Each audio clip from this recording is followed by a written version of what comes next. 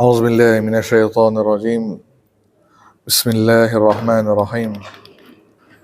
الحمد لله رب العالمين، والصلاة والسلام على أشرف الأنبياء والمرسلين، حبيبنا شفيعنا مولانا محمد بن عبد الله وعلى آله وصحبه أجمعين. رضيت بالله ربا وبالإسلام دينا وبمحمد نبيا ورسولا. اللهم صل على سيدنا محمد. اللهم صل على سيدنا محمد. اللهم صل على سيدنا وحبيبنا وشفيعنا مولانا محمد. طب القلوب ودوائها وعافية أبدان وشفائها ونور الأبصار وضيائها وعلى آله وصحبه وبارك وسلم. رب اشرح لي صدري ويسر لي أمري واحلل عقدة من لساني يفقهوا قولي. أما بعد. Assalamualaikum warahmatullahi wabarakatuh. Apa khabar jemaah Masjid Fastabiqul Khairat? Sehat? Mudah-mudahan terus sehat dalam melakukan ketaatan kepada Allah Subhanahu wa taala. Baik, kita lanjutkan pengajian kitab Adabul Mufrad kita. Sudah masuk ke bab yang ke-8. Masih tema tentang ibu bapa. Bab yang ke-8, bab Allah mengutuk orang yang mengutuk orang tuanya. Allah mengutuk orang yang mengutuk orang tuanya. Hadis nomor 17, Amr bin Marzuk menceritakan kepada kami. Ia berkata, Syu'bah mengkabarkan kepada kami dari Al-Qasim bin Abi Bazzah dari Abu At-Tufail. Ia berkata, Ali radhiyallahu an pernah ditanya, apakah Nabi SAW pernah memberikan sesuatu yang khusus kepada kalian yang tidak beliau berikan kepada semua orang? Maka langsung Ali Abi Thalib menjawab, Rasulullah SAW tidak pernah memberikan sesuatu yang khusus kepada kami yang tidak beliau berikan kepada semua orang selain apa yang ada di dalam sarung pedangku ini. Maka sahabat pernah menanya kepada Ali, apakah Nabi pernah beri sesuatu kepada engkau yang tidak pernah Nabi berikan kepada orang lain? Maka Ali menjawab, tidak pernah Nabi memberikan apa-apa yang khusus kepada Ali kecuali apa yang ada dalam sarung pedang Ali Abi Thalib. Apa dalam sarung pedang Ali Abi Thalib? Kemudian Ali mengeluarkan sebuah lembaran, maksudnya sebuah kertas, kan, catatan, yang ternyata di dalamnya isi tentang hadis Nabi SAW. Jadi ada satu hadis yang Ali catat ketika Nabi SAW bersabda. Hadis tersebut berbunyi, Allah mengutuk orang-orang. Allah mengutuk 3 orang di sini. 4, baik. 4 orang yang Allah kutuk. Allah melaknat, maksudnya mengutuk ni melaknat. Allah melaknat orang yang menyembelih selain Allah Subhanahu wa taala. Maksudnya selain untuk Allah Subhanahu wa taala. Maksudnya bila kita menyembelih sesuatu bukan untuk Allah, faham tak? Bukan kerana Allah, maksudnya sembelihan untuk tumbal, korban dan sebagainya, kan? Kita jadikan sesuatu untuk yang selain Allah, maka Allah melaknat orang tersebut. Terus Allah melaknat orang-orang yang merubah pembatas tanah, merubah pembatas tanah. Itu yang nomor 2. Allah mengutuk orang yang, Allah melaknat orang yang melaknat orang tuanya. Nomor 3, Allah melaknat orang yang melaknat orang tuanya. Dan Allah melaknat orang yang melindungi pelaku kejahatan. Baik, 4 yang disebutkan di sini. Fokus kepada yang nomor 2, yakni Allah melaknat orang yang merubah pembatas tanah. Apa maksudnya? Apa maksudnya? Baik. Sebelum tu apa maksud laknat? Apa maksud laknat?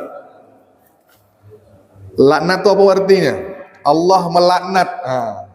Malaikat melaknat. Bila mengutuk kan sama juga, lebih kurang. Apa maksud melaknat? Baik, orang yang dilaknat Allah, apakah dia akan selamanya di dalam neraka Jahannam? Ya atau tidak? Ya, pasti. Baik, dengar. Laknat tu dalam satu istilah maksudnya jauh dari kebaikan. Satu, jauh dari laknat Allah, maksudnya Allah melaknat dia supaya dia jauh daripada kebaikan. Ataupun laknat juga berarti jauh daripada rahmat Allah Subhanahu wa taala. Jauh dari rahmat Allah Subhanahu wa taala. Jika laknat daripada makhluk ataupun laknat daripada malaikat, itu artinya celaan ataupun doa daripada malaikat dan juga doa daripada manusia. Orang mendoakan orang ini supaya yang buruklah terjadi kepadanya. Maka setiap yang terkena laknat Allah berarti dia jauh daripada rahmat Allah dan berhak dia mendapatkan seksa dari Allah. Jadi pelaku yang mendapat laknat Allah ini pasti dia akan dihukum di dalam neraka Jahannam. Maksudnya dia melakukan suatu kesalahan yang mana sampai Allah melaknatnya. Jadi kesalahan itu ulama kata bisa jadi kesalahan adalah dosa-dosa besar. Dosa-dosa besar. Di antara dosa besar di sini disebutkan satu tadi merubah batas tanah. Maksudnya mengambil hak orang lain. Contoh yang mudah lah. Okey, contoh yang mudah. Anda berjiran, anda ada tetangga. Jadi anda nak renovasi rumah. Melebarkan rumah. Ketika melebarkan rumah anda dilebarkan daripada batas yang sudah ditentukan untuk anda. Maksudnya anda ambil sedikit tanah tetangga. Itu dah maksudnya orang yang mengambil batas ataupun orang yang mencuri batas tanah. Faham tak? Walaupun hanya sejengkal. Walaupun sejengkal anda ambil tanah orang lain, baru sejengkal, belum lagi merampas ambil hak orang lain. Betul. Belum lagi mencuri hak ambil orang lain, mengambil hak orang lain secara zalim, belum lagi disebut tu. Ni baru anda ambil sedikit tergeser 1 inci, 2 inci, maka anda berhak mendapat laknat dari Allah Subhanahu wa taala. Fahim dong? Ini maksudnya orang yang melakukan dosa mengubah atau memindahkan batas tanah ini adalah pelaku dosa besar. Fahim dong? Pernah terjadi kepada anda apa tidak? Tak pernah. Pernah? Jadi apa tanggapan anda? Tindakan anda apa? Terus diamkan sahaja. Marah, ada ditegur. Walaupun itu bukan tanah milik anda, ingat tanah siapa pun, walaupun tanah kerajaan ke, tanah pemerintah ke, jangan sekali-kali kita ambil yang bukan hak kita. Fahim dong? Walaupun sejengkal, apa kesannya nanti, apa yang akan terjadi akibatnya nanti disebut di sini, sejengkal tanah yang engkau ambil, Allah akan hempas antum dengan 7 petala langit daripada bumi. Allahu Akbar. Apa tadi? Sejengkal tanah yang engkau rampas dengan 7 lapis bumi, Allah akan hempas kita di akhirat kelak. Boleh bayangkan 7 lapis bumi. Hadis Nabi SAW, orang yang mengambil hak orang lain, tanah, walaupun sejengkal, kata Rasulullah, sejengkal kita ambil. Sejengkal ni baru sedikit nih. Sedikitlah, sedengkal. Baru antum ambil, maka Allah akan kalungkan kita 7 lapis bumi di leher, diletakkan di sini. Bisa nanggung atau tidak?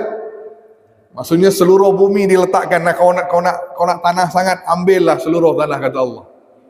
Dipikul di atas 2 bahu kita ni nanti. Mampu apa tidak? Ni penghinaan yang Allah berikan kepada orang yang suka berbuat demikian. Maka orang ini berhak mendapat laknat dari Allah. Baik, selanjutnya yang penting berkaitan dengan bab ibu bapa. Allah melaknat orang yang melaknat orang tuanya. Ada apa tidak di zaman ni? Anak melaknat, ada? Apa maksud? Maka para sahabat zaman Rasulullah, kalau disebut anak melaknat orang tua, itu suatu perkara yang sangat sangat apa baru, apa sebutnya sangat barulah ya.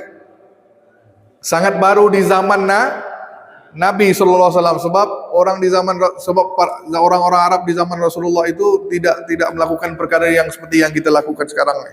Anaknya sangat durhaka, tidak sebanyak zaman sekarang. Kalau dulunya sedikit sahaja, mungkin 1-2 kasus kan, itu pun jarang berlaku. Tapi bila Nabi sebut Allah melaknat orang yang melaknat orang tuanya, maka sahabat nanya, "Ya Rasulullah, bagaimana dimaksudkan dengan melaknat orang tua? Kami kurang faham ya Rasulullah. Apa maksud melaknat orang tua? Apakah kita terus marah orangnya kan, celaka kau ni kan, keluar kalimat-kalimat yang tidak pantas untuk orang tua?" Maka Nabi menjawab dengan baik-baik. Apa kata Rasulullah? Sesungguhnya di antara dosa besar adalah seseorang itu mencela kedua orang tuanya. Mencela kedua orang tuanya, yakni melaknat orang tuanya. Maka wahai Rasulullah, para sahabat bertanya, bagaimana seseorang itu boleh melaknat orang tuanya? Maka Nabi SAW bersabda, seseorang yang mencela ayah orang lain. Apa dia? Seseorang yang mencela ayah orang lain, terus orang itu membalas kita dengan mencela orang tua kita, itu disebutkan melaknat orang tua. Jadi anda marah kepada orang, marahkan dia, bapak dia, keluarga dia, terus dia pun balas. Dia pun balas marahi kita, marahi keluarga kita, keturunan kita, maka itu dah anda melakukan suatu durhaka, kan? Maksudnya kita telah melakukan suatu kesalahan yang mana seolah-olah kita telah melaknat orang tua kita. Fahim dom? Jadi kita ni mencela orang lain sampai orang lain tu mencela kita dan keluarga kita, itu dah termasuk dalam melaknat orang tua kita. Kalau orang tua kita dengar tu sedih atau tidak? Sedih kan? Nah, tersinggung apa tidak?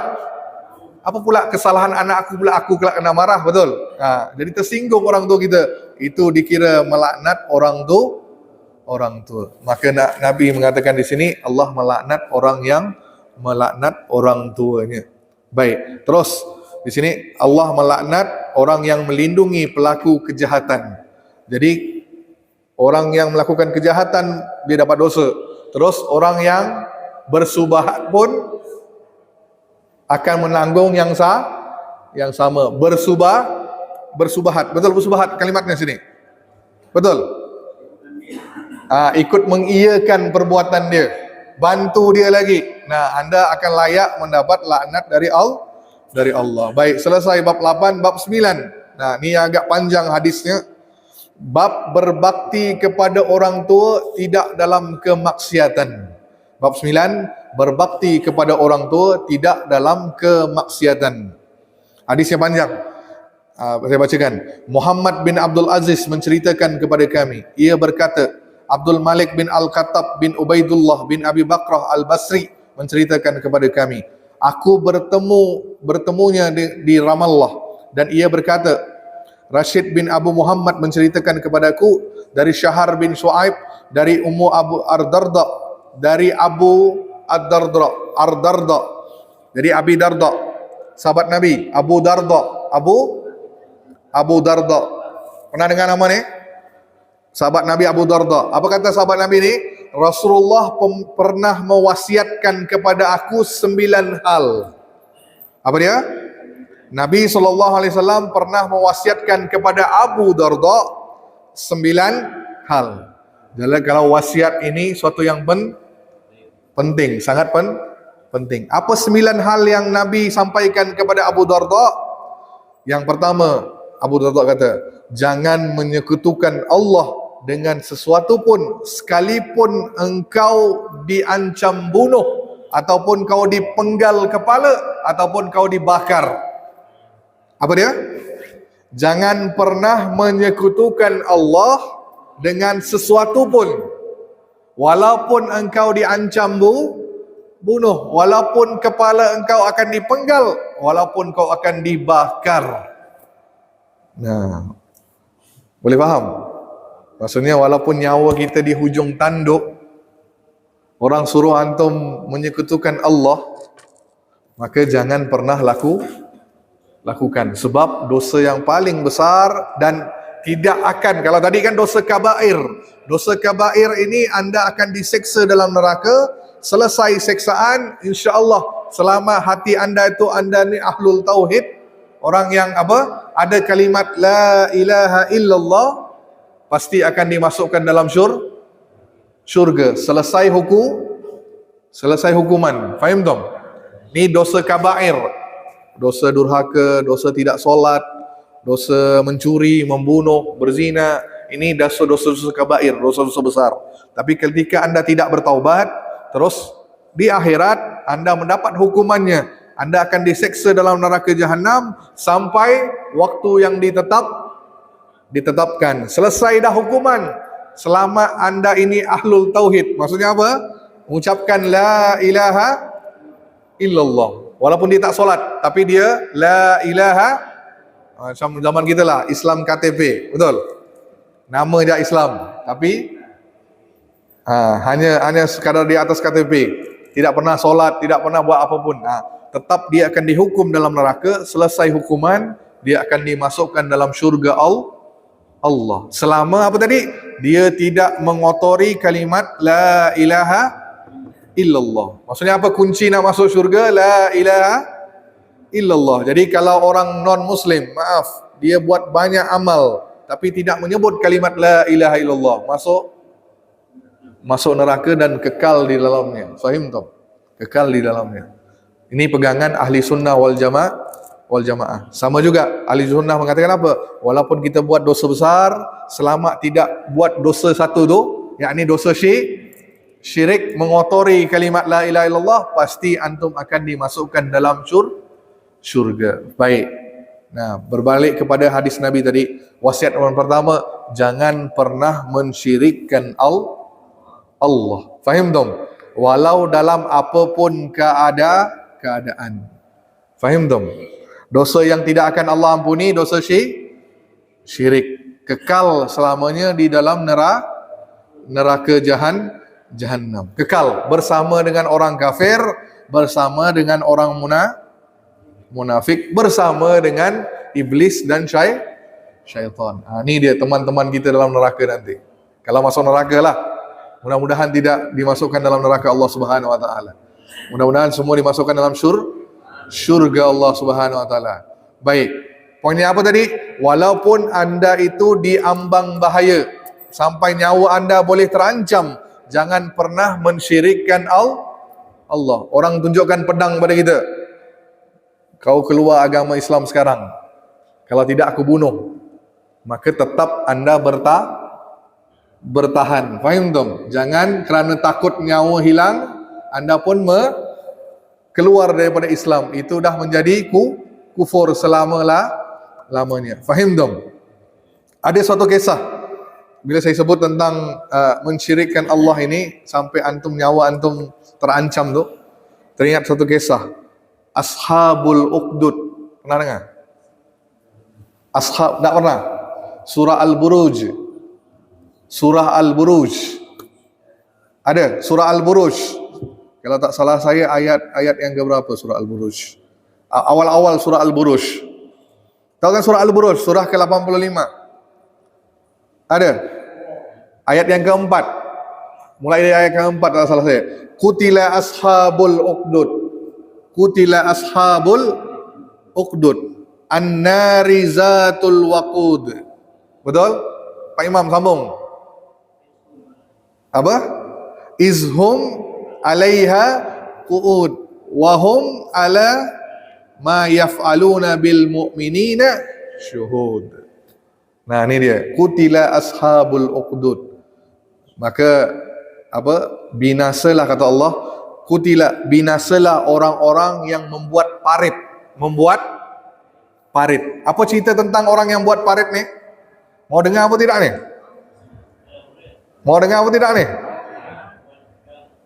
Boleh dengar? Mau dengar? Yang buat parit, apa kaitannya? Ingat nama ni, bukan Ashabul Kahfi, Ashabul Uqdud. Dia ada banyak ashab.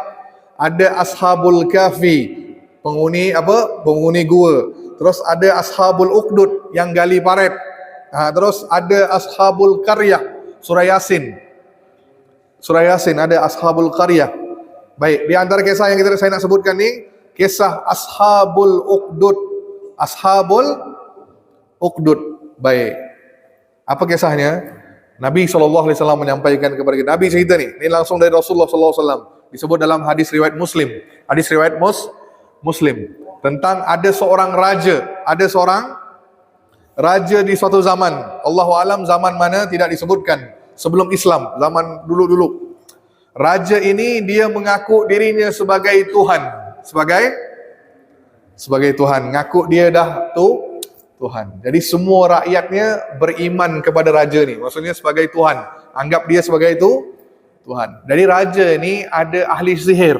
Ada penasihatnya ahli sihir. Jadi ahli sihir ni dah lanjut usia dah tua. Dah tua. Jadi dia pun kata dengan raja, "Wahai raja, saya ni dah usia dah tua dah. Jadi saya perlu orang-orang yang mewarisi ilmu sihir saya. Saya perlu ada orang yang pewaris." Apa maksudnya? Orang yang penerus ilmu saya ni, tukang sihir. Jadi orang yang tukang sihir yang berikutnya. Jadi raja, tolong carikan anak muda seorang. Carikan anak muda supaya aku boleh ajarkan ilmu sihir kepada dia dan dia boleh menggantikan aku nanti suatu masa nanti. Maka raja pun cari satu anak muda ni. Maka jumpa seorang budak baru usia belasan tahun, disuruh belajar dengan tukang sihir. Maka berangkatlah. Dari tukang sihir itu tinggal di istana bersama dengan raja kan. Setiap hari dia dari rumah dia pergi ke istana untuk belajar ilmu sihir. Jadi ketika dia pergi, tiba-tiba di dalam perjalanan itu dia singgah di suatu tempat, di bawah suatu pohon. Di situ ada orang yang tengah belajar, tengah mengajar dan belajar. Di situ ada seorang rahib. Apa rahib? Rahib apa ya? Orang alim lah, orang alim, seorang pendeta, betul? Orang rahib. Rahib ni mengajarkan ilmu yang ilmu yang tak pernah anak muda didengar. Dia kata beriman kepada Allah. Allah ni Tuhan yang satu, yang berhak kita sembah. Disebut rahib ni mengajarkan tentang beriman kepada Allah. Jadi anak muda ni tertarik dengar, tak pernah dia dengar selama ni. Dia dengar terus dia pun pergi ke belajar ilmu sihir. Setiap hari terjadi gitu. Singgah dulu, pergi ke istana. Setelah tu pergi ke istana belajar ilmu sihir. Jadi belajar ilmu tauhid, terus pergi belajar ilmu sihir. Situlah. Sampai si ilmu sihir, tukang sihir ni marah. Kenapa kau setiap hari lambat datang? Lambat datang. Ternyata dia tu lambat kerana dia pergi belajar dengan rahib tadi. Maka dipukul, tukang sihir tu pukul. Jangan kau lambat datang. Ternyata dia tidak ada lambat. Langsung dia pun ngadu kepada rahib. Pak rahib, saya ni sering dipukul kerana lambat pergi belajar ilmu sihir. Maka kata rahib tu, kalau begitu, kalau kau khawatir dipukul, bilang gini, kalau kau jumpa tukang sihir nanya, kenapa lambat? Bilang, keluarga aku menahanku. Jadi kalau kau pulang nanti, keluarga nanya, kenapa lambat pulang? Kau bilang, tukang sihir melahanku, lambat antar pulang, tak bagi pulang. Maka aku belajar lama kan? Maka bilang gitu. Maka itulah terjadi setiap hari. Kan? Ternyata anak muda ni belajar tentang Allah. Suatu hari diuji. Macam mana anak muda ni diuji? Di suatu jalan tu adanya orang tak berani nak melewati sebuah lorong, sebuah gang di kampung tu. Ternyata di lorong itu ada satu makhluk yang ganas. Ada makhluk yang binatang buas lah. Binatang buas mengancam siapa yang lewat akan dimakan. Maka tak ada orang yang berani melewati jalan tersebut. Maka datang anak muda ni ambil batu. Dia kata, hari ini aku nak tahu ilmu siapa yang benar. Ilmu rahib ini benar ataupun ilmu sihir ini benar. Langsung dia pun ambil batu. Dia kata, ya Allah, kalau kau benar-benar Tuhan, apa yang diajar oleh rahib ini benar, tunjukkan aku. Aku nak binatang ini mati dan supaya orang boleh melewati jalan tersebut. Tunjukkan aku kebenaran ya Allah. Kalau kau ini benar. Langsung dia ambil batu, langsung lempar ke arah haiwan tadi. Sekali dia ambil batu, lempar, terkena ke dahi haiwan tersebut, langsung mati. Orang tak berani nak bunuh, faham tak? Tak berani nak mengapa-apakan, nak dekat pun tak berani dengan haiwan itu. Tapi budak ni ambil batu, langsung lempar, mati. Maka jadi bualan orang ramai. Jadi berita itu tersebar, oh anak muda ni nak bunuh seekor haiwan, hebat anak ni. Makanya bukan sia-sialah ilmu sihir yang dibelajar dia, kata orang kampung kan. Tapi ternyata anak muda ni makin yakin bahawa ilmu rahib itu benar. Terus dia pun jumpa rahib. Dia kata, saya ni terjadi kisah disebutkan kan tentang haiwan itu semua. Terus rahib kata, nak, hari ini kau ni dah belajar, kau dah sampai tahap tertinggi, ilmu kau dah tak ada apa-apa lagi aku nak ajarkan. Kau dah beriman sepenuhnya. Maka pergilah kau nak. Tapi hati-hati, kau akan diuji nanti. Kau akan diuji, tapi jangan pernah ketika kau dicoba, jangan pernah sebut nama aku. Jangan pernah kau sebut nama aku. Nah, ingat itu wahai anakku. Terus dihantar. Maka anak ini pun kerana imannya dah kuat, ternyata dia boleh menyembuhkan penyakit orang lain. Jadi anak tu kalau pergi orang yang sakit, dibacakan kan. Tapi anak ni kata apa? Jangan percaya kepada saya boleh sembuhkan. Bukan saya yang sembuhkan, tapi Allah yang sembuhkan. Nah, maka dia boleh menyembuhkan orang yang buta, orang yang ada penyakit kulit, dan ternyata penyakit-penyakit lain. Sampai didengar oleh sahabat raja. Sahabat raja. Raja ni ada sahabat. Sahabat ini buta. Dah buta matanya. Maka didengar anak ni boleh sembuhkan penyakit orang lain, maka dia pun jumpa. Sahabat raja ni pergi jumpa anak muda ni. Dibawa harta semua kekayaan. Nah, aku berikan engkau ni. Kau tolong sembuhkan mata aku. Maka kata anak muda ni, boleh, tapi bukan saya yang menyembuhkan, tapi Allah. Langsung sahabat raja tu kaget. Allah, siapa Allah? Allah itu adalah Tuhan kita semua. Kalau kau nak aku sembuhkan penyakit engkau, syaratnya satu. Apa syaratnya? Kata sahabat raja ni. Syaratnya engkau harus beriman kepada Allah. Kalau kau beriman kepada Allah, insya-Allah aku akan berdoa kepada Allah agar kau disembuhkan daripada buta. Maka sahabat raja ini pun mengiyakan, dia pun beriman kepada Allah. Ternyata anak muda ni pun berdoa, langsung sembuh. Mata yang buta menjadi celik. Nah, jadi raja ni pergilah sahabat raja ni pergi ke istana, jumpa teman dia tadi, raja ni. Raja ni terkejut. Sejak bila pula kau ni celik mata ni? Bukan kau ni buta ke? Tanya raja.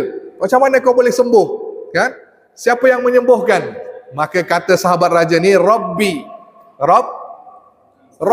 Tuhanku. Terus raja tu kaget. Kan? Adakah Tuhan selain aku? Adakah Tuhan selain aku? Terus kata si sahabat raja ni, Rabbi wa Rabbuka Allah. Apa? Rabbi, Tuhanku dan Tuhan kau adalah Allah. Maka raja ni makin marah, langsung dipukul kawannya. Siapa yang ajar kau ilmu ni? Cakap, dipukul. Siapa yang sembuhkan kau? Langsung si sahabat raja ni kata, satu anak muda, pemuda ni lah. Langsung dipanggil. Siapa yang ngajar ilmu kau ni? Siapa yang kata Allah itu Rabb? Siapa kata Allah itu Rabb? Siapa? Dia dipukul-pukul sampai disebut anak muda ni sebut nama siapa? Rahib tadi tu yang ngajar. Rahib ni lah ngajar aku tentang Allah. Dipanggil, raja tu panggil. Baik. Sekarang aku nak kau keluar daripada agama Islam. Keluar daripada Islam. Cakap kau tidak beriman kepada Allah, tapi kau beriman kepada aku. Diancam siapa? Rahib tadi. Rahib ni kata kalau kau enggan, maka dia ambil gergaji, diletakkan di tengah kepala. Ni Nabi cerita semua ni. Ambil gergaji, diletakkan tengah kepala rahib tadi. Sekarang keluar daripada agama engkau, kata aku adalah Tuhan, bukan Allah. Kalau kau tidak mau, aku akan gergaji. Maka rahib ini pun kata, Rabbi Allah, Tuhanku tetap Allah. Langsung raja tu gergaji, potong dia belah dua. Mati si rahib. Terus nanya kepada siapa? Sahabat raja. Nah, sekarang kau ngaku aku sebagai Tuhan apa tidak? Maka tetap sahabat raja itu kata, la, Tuhanku Rabbi Allah. Ambil gergaji, letak lagi di tengah ni, langsung dipotong, terbelah dua. Mati dah siapa? Sahabat raja. Tinggal siapa ni? Anak muda tadi tu. Sekarang anak muda, terus raja ni kata, kau ni tak boleh digergaji. kau ni harus mati dalam keadaan yang lebih mengerikan. Maka raja ni panggil prajurit, sini, bawa anak ini ke atas bukit, sebuah gunung. Naik gunung. Suruh dia, nanya dengan dia, kau beriman kepada raja apa tidak? Kalau tidak, humban dia lempar dia dari atas gunung, biar dia mati. Kalau dia beriman kepada aku, lepaskan dia. Maka prajurit itu bawa ke naik atas gunung. Terus ditanyakan pada anak muda tadi, kau beriman kepada anak raja ni tak? Raja apa tidak? Dia pun kata, la, Tuhanku Allah. Terus anak ni baca satu doa. Ni doanya penting ni. Dia baca satu doa, dan dia baca, Allahumma ikfinihim bima syi'ta. Itu saja. Allahumma ikfinihim bima syi'ta. Apa maksudnya? Ya Allah, ikfinihim, selamatkan aku daripada kejahatan, bima syi'ta, dengan cara-caramu ya Allah, dengan cara yang kau kehendaki. Aku tidak tahu macam mana caranya, tapi cara engkau ya Allah. Ternyata apa jadi? Gunung tu bergoncang. Prajurit semua yang terhumban jatuh. Faham tak ni? Yang jatuh prajurit, bukan anak muda. Anak muda tu selamat. Terus dia pun pergilah ke istana. Kaget raja. Masih hidup kau ni? Macam mana kau boleh hidup ni? Maka dia pun anak muda kata, yang selamatkan aku Allah. Tak boleh jadi, kurang ajar anak ni. Langsung panggil lagi prajurit. Sini, bawa anak ni ke tengah lautan. Bilang dengan dia, suruh dia beriman kepada aku. Kalau dia tidak, tenggelamkan dia. Maka prajurit ni bawa naik sampan di tengah-tengah lautan. Terus nanya lagi, beriman apa tidak dengan raja? Anak muda ni tetap kata, Rabbi Allah, Tuhanku Allah. Terus dia pun baca doa, Allahumma ikfinihim bima syi'ta. Ya Allah, selamatkan aku daripada kejahatan mereka dengan cara-Mu ya Allah. Ternyata sampan itu terbalik, prajuritnya yang tenggelam, dia tidak mati. Anak muda ni berenang kembali, pergi ke istana. Langsung raja itu terkejut. Hidup lagi. 2 kali dah, tak mati-mati. Macam mana ni? Maka anak muda ni bilang, kau tidak akan sekali-kali dapat membunuh aku. Tidak dapat membunuhku. Kecuali ada syaratnya. Ada syaratnya. Macam mana syaratnya? Kalau kau penuhi syarat ini, nescaya kau dapat membunuh aku. Maka raja ni tidak tahu apa syaratnya. Maka kata anak muda ni, kumpulkan semua rakyat di sebuah bukit. Kumpulkan semua rakyatmu di sebuah bukit. Dan salib aku di atas bulu pelepah. Salibkan aku di atas bulu pelepah. Salib. Salib, dan kau ambil panah aku ini, diberi panahnya. Kau baca doa ini. Depan mereka kau baca, terus baru kau akan dapat bunuh aku. Kau sendiri yang manahnya ke arah dahi aku ini. Sini. Apa sini? Dahi kan? Di antara apa? Dua apa ni? Dua alis yang di sini. Kau panah aku tepat di sini. Baru aku akan mati. Maka raja ni pun ngumpul semua rakyatnya. Yuk lihat. Ni, aku nak bunuh orang anak muda ni yang tak beriman kepada aku ni. Dipanggil. Kan, di semua rakyat ni datang, terus disalib anak ni, terus diambil panah, terus dia pun baca doa yang diajar oleh anak tadi. Apa doanya? Bukan Allahumma ikfinihim. Dia baca bismillah. Dia ajarkan kepada raja tu, baca bismillahi rabbil gulam. Bismillah, dengan nama Allah, Tuhannya budak ini. Maka raja ni ambil panah, terus dia kata bismillahirabbil gulam. Dia lepas, terus terkena di atas dahi anak ni, terus anak tu mati. Jadi raja tu gembira. Akhirnya mampus juga kau ni. Kan, akhirnya mati juga kau ni. Tapi ternyata apa yang terjadi? Orang yang lihat semua ini kaget. Sebab apa? Orang ni semua kan mikir anak ni tak akan mati. Tapi ternyata ketika raja tu baca doa yang diajar oleh apa tadi? Anak muda tadi, apa dia ajarnya? Bismillahirabbil gulam. Bismillah, di kalimat Bismillah tadi, maka semua rakyat ni kata apa? Kami beriman kepada Allah, Tuhannya budak ni. Semua beriman. Langsung datang bendahara raja ni kata, wahai raja, sudah jadi yang sebaliknya. Kau ingat kau dah bunuh seorang, tapi semua ni dah beriman. Maka kata raja, baik, sekarang mereka kalau tak mau beriman, gali parit. Gali parit, disuruh prajuritnya gali parit. Dia kata, bakar, letakkan kayu api di dalamnya, bakar. Biar jadi parit yang terbakar. Terus humban semua orang yang tak beriman kepada aku ni dalam parit tersebut. Parit yang sedang ada api tu. Maka satu-satu rakyatnya dihumban ke dalam. Sampai Nabi sebut di sini, datang seorang ibu masih menggendong bayi, masih menggendong anak kecil. Apa dia? Masih menggendong anak kecil. Maka Nabi sebut sini, digendong satu anak kecil dan ibu ini takut nak lompat. Faham tak? Kenapa? Takut terjadi sesuatu pada kan mati ni kan. Kalau terjun dalam ni pasti mati. Maka ibu ni masa ragu-ragu. Terus bayi yang belum boleh berbicara itu langsung boleh berbicara. Apa kata bayi itu langsung? Ni antara 3 bayi yang boleh berbicara di dunia. Satu Nabi Isa, betul, waktu kecil. Yang kedua zaman Juraish yang kita belajar kemarin. Kan bayi yang di zaman Juraish. Yang ketiga bayi ni yang boleh berbicara. Apa katanya? Ya ummah, wahai ibuku, isbir, bersabarlah. Apa?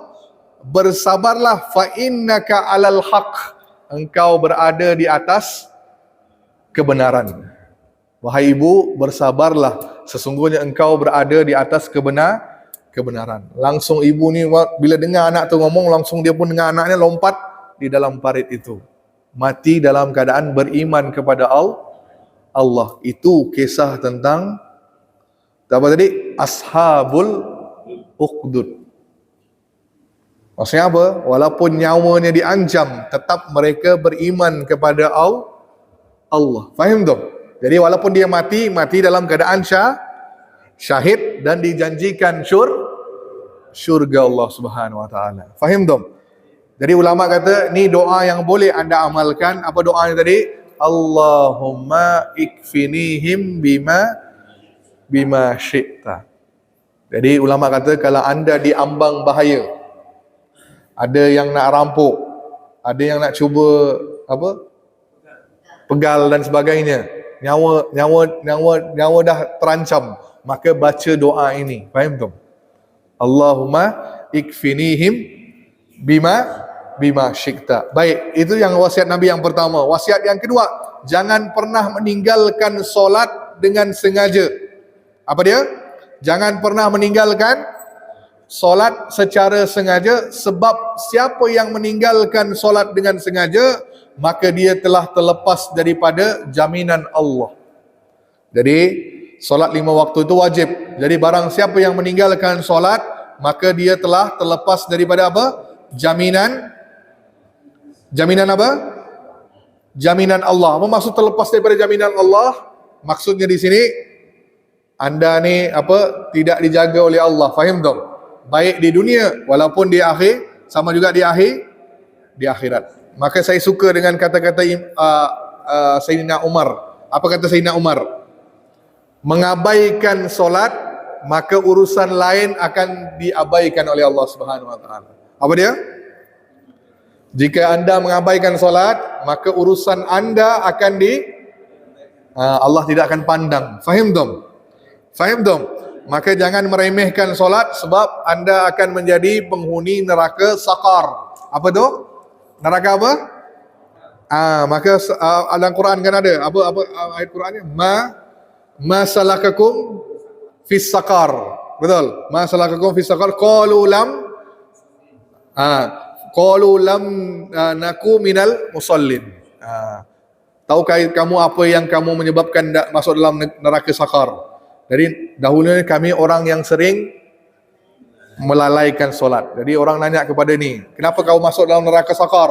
Sebab kami dulu orang yang suka meninggalkan solat. Itu kata Nabi SAW. Itu nombor 2. Nombor 3, apa kata wasiat Nabi SAW? Jangan sesekali-kali minum khamar. Minum khamar. Kerana minum khamar itu adalah ibu segala kejahatan.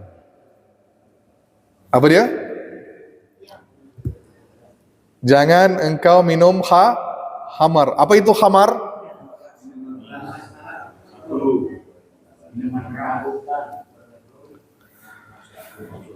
Khamar tu diambil daripada kata khamara. Khamara maksudnya menutupi. Menutupi apa ni? Ulama kata menutupi akal. Apa dia? Sampai antum tidak, yes, hilang akal. Antum tidak tahu apa yang antum kerjakan. Faham tak? Maka Allah mengharamkan khamar. Baik. Nah, maka apa kata Nabi sebut sini? Khamar itu adalah ibu segala kejahatan. Zina, khamar, apa lagi? Bunuh. Mana yang besar dosanya?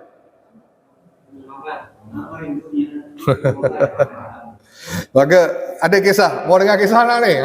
Saya beri kisah ni supaya antum ingat kisahnya. Boleh? Baik, ni kisah yang diceritakan oleh Uthman bin Affan, sahabat Nabi Uthman bin Affan. Maka Uthman kata, di zaman dulu ada seorang laki-laki soleh. Ada seorang laki-laki soleh, rajin ke masjid. Rajin ke masjid. Dan laki-laki soleh ini disukai oleh pelacur. Maaf, ada seorang pelacur ni suka pada laki yang soleh ni. Kalau aku tidur dengan dia ni, ya Allah, tak, ya Allah lagi kan. Suka ni, dia macam terlalu tercintakan laki-laki soleh ni. Maka dia pun hantarkan pembantu. Maka pembantu pelacur ini datang ke rumah laki-laki soleh. Dia kata, ni tolong bantu kami datang ke rumah kami ni, ada suatu perkara yang kau harus saksikan. Kau harus menjadi saksi. Minta jadi saksi. Maka laki soleh ini pun pergi, kan? Karena ada pembantu tadi kan, ke rumah siapa? Ke rumah pelacur. Sampai di rumah pelacur, langsung pembantu ni hilang. Maka laki ini pun masuk ke rumah pelacur ini. Maka pelacur itu pun tutup semua pintu, jendela semua. Maka terkejutlah si soleh ni melihat penampilan perempuan itu yang terlanjur ke situ pula bapaknya. Maksudnya orang soleh pun boleh tergugat imannya. Dalam pakaian yang terlalu terdedah aurat, sampai laki ini pun aduh malu kan. Gimana? Perempuan itu datang dengan membawa di tangannya itu botol khamar. Bawa khamar, terus dibawa anak kecil. Bawa anak kecil. Terus dia kata, kau ada 3 pilihan. Kau ada, sama ada kau ni tidur dengan aku, maksudnya berzina, ataupun kau minum khamar, ataupun kau bunuh budak ni. Apa tadi? Kalau kau tiga-tiga ini kau tidak setuju, aku akan teriak. Aku akan teriak, dan supaya semua tahu ni kau datang ke rumah aku dan melakukan perbuatan seperti ini. Perbuatan maksiat. Yang mana kau nak ni? Maukah aku jerit supaya semua orang ketahuan? Maka dia pun kata, baik. Dia pun melutut ni. Langsung kata, jangan, tolong. Kalau bunuh anak tak boleh, berdosa besar. Berzina pun aku tidak mau. Tapi kalau minum sedikit tak apalah, ya kata kan. Tu gugat gak iman dia. Kan dia kata kalau minum seteguk dia tak apa kali kan. Langsung si orang soleh ni ambil khamar seteguk, minum. Dia pun minum. Bila minum satu jadi belum lagi akal. Sekali minum rasa rasa ketagihan. Langsung dia kata tuang lagi. Kali kedua tuang, kali ketiga tuang, sampai laki ini mabuk. Bila dia mabuk, maka tertutup akalnya. Maka dia pun berzina dengan perempuan tu, bunuh budak tersebut. Faham tak? Kalau dia berzina je tadi, selamat kan? Betul? Satu dosa saja, betul? Tapi kerana dia ingat dosa yang paling kecil tu minum khamar, terus dia pun minum khamar, ternyata membawa kepada perbuatan-perbuatan yang lain. Maka bahaya Hamar. Fahim dong? Jadi ada yang nanya, Ustaz, hamar ni sama tak dengan alkohol? Sama tak? Alkohol yang kita pakai untuk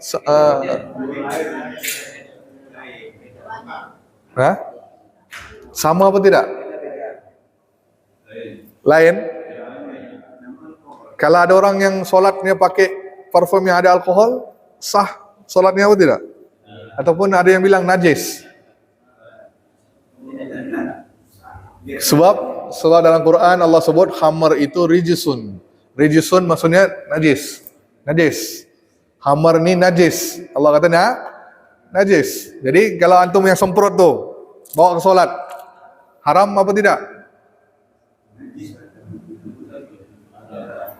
Baik, ada pendapat yang dengar baik-baik ni, dengar. Baik. Alkohol ni ada pelbagai macam. Faham dong? Ada alkohol yang dipakai untuk ubat-ubatan.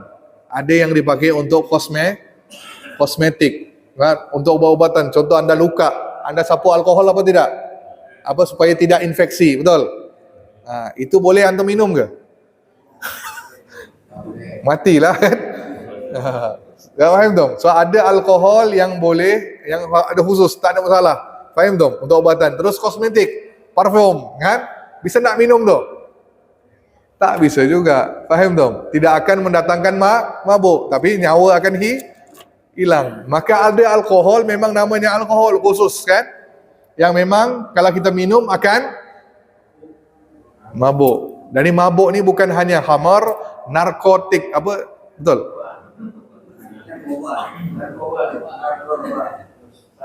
Sabu apa lagi? Tahu pula Pak Asif ya? Tahu pula Pak Asif ni kan?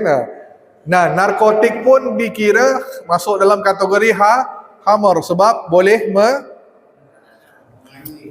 boleh mempengaruhi akal kita sampai kita tidak sedar apa yang kita lakukan. Maka itu yang haram. Faham tak? Itu yang haram. Baik, kalau bab parfum ni yang Ustaz yang nanya dengan saya ni, bagi saya tidak ada dua pendapat. Satu, tidak haram, tidak menjadi masalah kalau kita pakai parfum alkohol. Tapi kalau dalam langkah, pendapat yang kedua, untuk langkah berhati-hati, kan? Langkah berhati-hati, keluar daripada khilafiyah, keluar daripada hal-hal perdebatkan, maka lebih baik pakai parfum non alkohol yang tak ada alkohol. Yang minyak oat kan? Yang ada kan? Ni kan atas ni kan? Tu kan? Betul. Yang ni boleh. Faham tak? Untuk jalan selamat. Tapi kalau pakai pun tidak dihukumi sebagai najis. Faham tak? Tidak menjadi masalah. Faham tak? Baik, ada pertanyaan sampai di sini? Silakan. Ingat jangan banyak bertanya. Ingat apa yang tajuk kemarin tu. Jangan maksudnya jangan banyak bertanya, jangan coba ngetes. Itu je. Aku nak ngetes Ustaz ni, kan? Jangan. Soalan tu dihindar. Kalau sekadar nak tahu ilmunya kan kurang tahu, silakan. Apa dia? Silakan. Assalamualaikum warahmatullahi wabarakatuh. Baca apa, Pak? Yosh. Orang tua adalah pintu surga para penengah. Kalian sia-sia-siakan itu akan itu kebaikan. Dia juga menjaganya. Apa maksud dari makna dari hadis ini? Baik, terus satu dia ya. Baik. Hadisnya sahih. Orang tuamu itu adalah pintu syurga yang paling tengah. Maksudnya pintu syurga yang paling utama. Nak masuk syurga ni Pak, ada banyak pintu. Ada pintu sedekah, ada pintu solat, ada pintu berbuat baik kepada orang tua. Jadi berbuat baik kepada orang tua itu adalah pintu yang paling utama. Jadi kalau kau menyia-nyiakannya, maksudnya kau tidak berbakti pada orang tua di dunia, maka kau telah menyia-nyiakan pintu tengah tersebut. Faham tu? Itu maksudnya. Berbakti kepada orang tua. Itu sebaik-baik pintu syurga. Sip, ada lagi? Ibu? Belum ada? Belum ada. Belum ada ke, Bu? Sudah. Ada lagi, Pak? Udah ya? Udah ya, cukup? Udah ya, cukup ya? Oke, baik. Dah waktunya kan? Baik, dah. Kita berhenti sampai di situ. Masih ada berapa nih? 2 ada kan? Masih ada 7, 8, 9. Ya, 7 wasiat yang belum kita bahaskan lagi. InsyaAllah sambung lagi minggu depan. Wabillahi taufiq wal hidayah. Assalamualaikum warahmatullahi wabarakatuh. Tutup dengan tasbih kafarah. Subhanallah bihamdika. Asyhadu an la ilaha illa anta astaghfiruka wa atubu ilaik.